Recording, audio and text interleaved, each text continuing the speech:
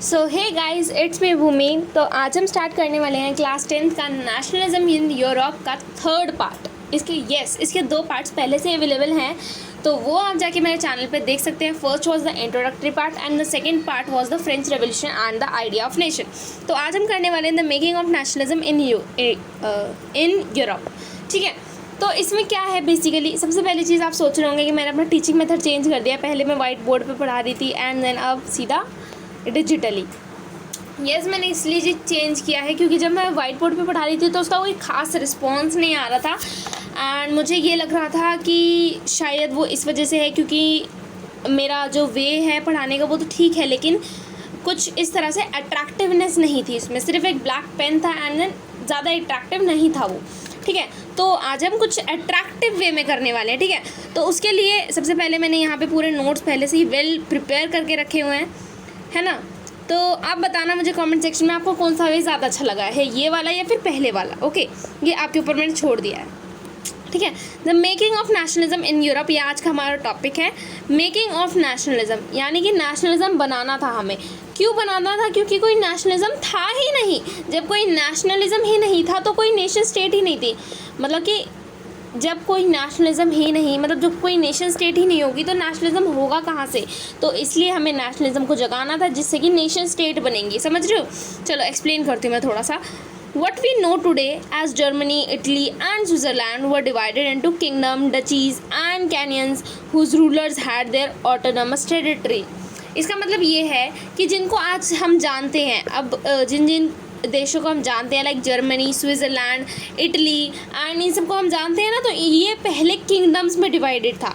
Kingdoms में, डचीज़ में, यानी कि किंगडम राजा का राज्य होता है ना, उस तरह से। मतलब कोई एक परफेक्ट नेशन नहीं था।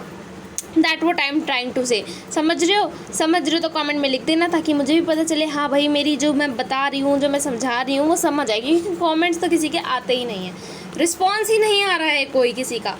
चलो डोंट वरी, वो भी आ जाएगा धीरे धीरे करके। अच्छा, तो मैंने यहाँ पे ना एक मैप दिया है, ये हम मैप बाद में देखेंगे, पहले हम इधर देखते हैं। यानी कि the example of Habsburg empire. अब हम हैब्सबर्ग एम्पायर का यहाँ पे एग्जाम्पल ले रहे हैं। ठीक है, अब इधर हैब्सबर्ग एम्पायर क्या है, जो ये कलर्ड पोर्शन है पूरा, ये लेट मी शो यू यहाँ पे पूरा अच्छे से, कुछ इस तरह से ये पूरा हैब्सबर्ग एम्पायर है, ये पूरा यहाँ तक। ठीक है, तो अब हम यहाँ पे कोई और ही कंट्री देखते हैं, यहाँ पे कोई और ही कंट्री देखते हैं, लेकिन पहले ऐसा नहीं था। पहले ये ओवरऑल एक राजा का राज्य था। ठीक है, जिस हैब्सबर्ग एम्पायर था। ठीक है, ये कहाँ पे रूल कर रहे थे? ये कर रहे थे ऑस्ट्रिया एंड हंगरी। ये ऑस्ट्रिया है एंड ये रहा हंगरी। ये वाला पोर्शन भी है बट इतना ज़्यादा उसमें वो नहीं लिया हुआ। ठीक है, नेक्स्ट इधर ना ये ऑस्ट्रिया हंगरी का एक एरिया था जिस पे वो रूल कर रहे थे। Was a patchwork of many different region and peoples. यहाँ पे ना, क्योंकि देखो अलग अलग कंट्री हैं, कोई यहाँ से देख रही है, कोई यहाँ से ज़्यादा अट्रैक्टिव है, मतलब अट्रैक्टिव नहीं बोल सकते, कोई यहाँ से ज़्यादा मिली हुई है, कोई यहाँ की बोली सीख रही है, किसी का कल्चर यहाँ का आ रहा है इधर से। ऐसे ही तो होता है, जो एक साथ मिले हुए देश होते हैं उनका कल्चर एक जैसा ही होता है, थोड़ा थोड़ा सा एंड थोड़ा सा डिफ्रेंसिएशन होता है, बस बोलियाँ सेम ही होती है, हल्का फुल्का डिफ्रेंसिएशन हो जाता है वो तो। ठीक है, तो इस तरह से मतलब इधर से इनके ऊपर, जो इनके आसपास का एरिया था उधर से इनके ऊपर वो आ रहा था। अब ये तो है नहीं कि जो यहाँ पे रहने वाले लोग हैं वो यहाँ से इटली की भाषा बोलने लग जाए, ऐसा पॉसिबल ही नहीं है। लगता है ज़्यादा हॉस्पोच हो रहा है, लेट मी इरेज इट।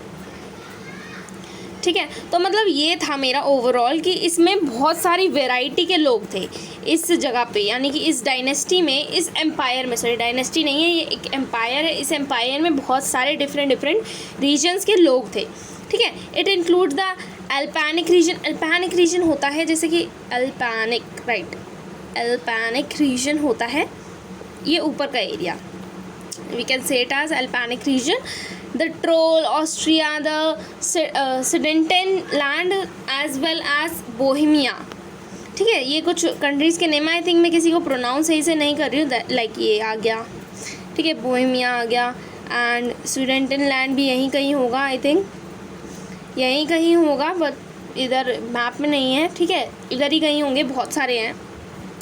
ठीक है, इसमें आ जाते हैं जहाँ पे जर्मन स्पीकिंग लोग रहते थे, क्योंकि इधर की तरफ से ये जर्मनी का एरिया आ जाता है, तो यहाँ पे जर्मन स्पीकिंग लोग रहते थे। ठीक है, it include the Italian speaking, like ये दिख नहीं रहा होगा, It includes the Italian speaking people as well. Let me first erase this, it is too hodgepodge right now. Okay, let me just erase that all.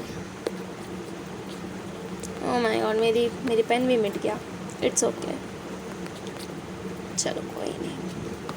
Okay, so now what I'm trying to say that कि जो just a second. Okay, कि जो अल्पानिक reason के लोग थे वो German speaking लोग थे, क्योंकि ऊपर की साइड से जो यहाँ का एरिया था दैट वाज ऑफ जर्मनी. यहाँ का दैट वाज ऑफ जर्मनी. तो यहाँ के जर्मन स्पीकिंग लोग थे. ठीक है, where the aristocracy was German speaking, यही मैं बता रही थी. It includes the Italian speaking, इसमें इटालियन स्पीकिंग लोग भी थे. यहाँ से थोड़ा इरेज हो गया है. ठीक है, यहाँ की तरफ से थोड़े इटालियन स्पीकिंग लोग भी आ रहे थे, इधर की साइड से आएंगे ना, है ना. So that what I am trying to say, मतलब डाइवर्सिटी बहुत ज़्यादा थी. इतनी ज़्यादा डाइवर्सिटी इंडिया में भी है इनफैक्ट, इतनी सारी डाइवर्सिटी, बट फिर भी उधर पूरी तरह से एक डेमोक्रेसी है. बट इधर नहीं, इधर एक रूलर का रूल चल रहा था. इट वॉज हैब्सबर्ग एम्पायर चल रहा था ये. ठीक है, तो इटालियन स्पीकिंग लॉम्बार्डे एंड वेनेना, यहाँ पे कहीं लॉम्बार्डे एंड वेनेना भी लिखा होगा, इधर ही कहीं होगा. वेना है इधर, लॉम्बार्डे एंड इधर ही कहीं पे इस जगह पे होगा. इधर दिखा नहीं रखा है क्योंकि ये पूरा मैप प्रॉपर नहीं है, बट हाँ इधर कुछ कुछ चीज़ें हैं. In Hungary half of the population spokes Magyar, ये कोई लोकल लैंग्वेज है. While the other half spoke variety of dialects. मैंने लास्ट क्लास में बताया था दैट वाज बोली, बोलियों को बोलते हैं डेलिकेट्स. ठीक है, एंड वट इसमें अब ये क्या बोल रहा है, ये बोल रहा है कि जो माग्यार, मैं बता रही हूँ कि माग्यार जो वहाँ की लोकल लैंग्वेज है, आधे लोग वो बोलते हैं हंगरी में आधे लोग माग्यार बोलते हैं और आधे लोग अलग अलग तरह की बोलियाँ बोलते हैं. मतलब आधे लोगों को तो पता ही नहीं है क्या बोलते हैं, अलग अलग तरह की बोलते हैं. किसी का कोई पक्का है ही नहीं कि हाँ कोई ये बोलता है वो बोलता है. ठीक है, इन गैलिशिया द एरिस्टोक्रेसी पॉलिश लैंग्वेज बोलते हैं. ठीक है, गैलिशिया में पॉलिश लैंग्वेज बोलते हैं. ठीक है, पॉलिश लैंग्वेज कहाँ से, जैसे ये पोलैंड है ना, इधर ही की तरफ से, इधर की तरफ से ये रहा गैलिशिया, यहाँ के लोग पोलैंड. अच्छा ये भी सॉरी ये भी काउंटेड था, उसमें मैंने थोड़ा नहीं दिखाया था. ठीक है, ये लोग अब क्या बोलते हैं, ये पॉलिश लैंग्वेज बोलते हैं, which was the language of Poland. ठीक है, beside 3 dominant groups there also lived within the boundaries of the empire mass of subject peasants people, यानी कि जो बाउंड्री पे भी कुछ लोग रहते थे इसी की, तो वो भी अलग अलग लैंग्वेज बोलते थे, क्योंकि जो अलग जगह चला जाएगा वो अलग लैंग्वेज बोला करेगा. सो दैट्स इट, आज का टॉपिक यहीं ख़त्म होता है. मतलब इसके और भी ज़्यादा ऑप्शन, मतलब और भी ज़्यादा चीज़ें हैं इसमें, बट आज हमने सिर्फ इसका जो कुछ ही पार्ट पढ़ा है, कुछ ही पार्ट पढ़ा है, विच वॉज इसके बाद का जो मतलब the making of nationalism in Europe का जो इंट्रोडक्टरी पार्ट था वो हमने पढ़ा है. The aristocracy and the new middle class हम कल पढ़ेंगे, एंड देन उसके बाद आपको वीडियोस मिलती रहेंगी. और let me know in the comment section मेरा कौन सा वे आपको ज़्यादा अच्छा लगा है, वाइट बोर्ड वाला या फिर ये डिजिटल वाला.